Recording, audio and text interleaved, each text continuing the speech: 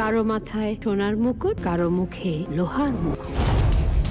ওকে মারা যাবে না। দেশের প্রেক্ষাগৃহে শুক্রবার মুক্তি পেল দুই ভিন্ন ধারার সিনেমা, অ্যাকশন আর লোককথা। একদিকে সাদেক সিদ্দিকীর ডাইরেক্ট অ্যাটাক, অন্যদিকে রিপন নাগের 7 ভাই চম্পা আদি পার্ট 1 and 2।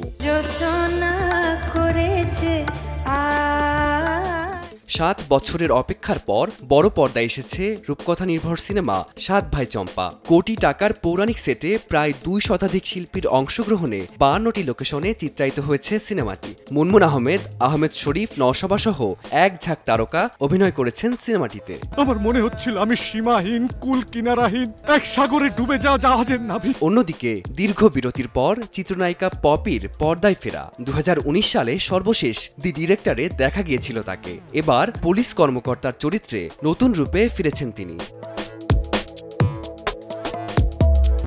মাদক ও দুর্নীতিকে উপজীব্য করে অ্যাকশনধর্মী বাণিজ্যিক ঘরানার এই সিনেমায় পপির সঙ্গে রয়েছেন আমিন খান, ইমন, শিরিন শিলা সহ অনেকে। 30টি প্রেক্ষাগৃহে মুক্তি পেয়েছে সিনেমাটি।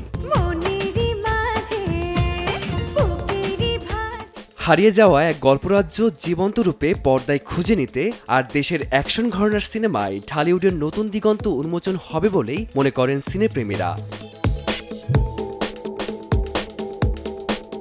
ফারদিন মাঝার, সময় সংবাদ, ঢাকা।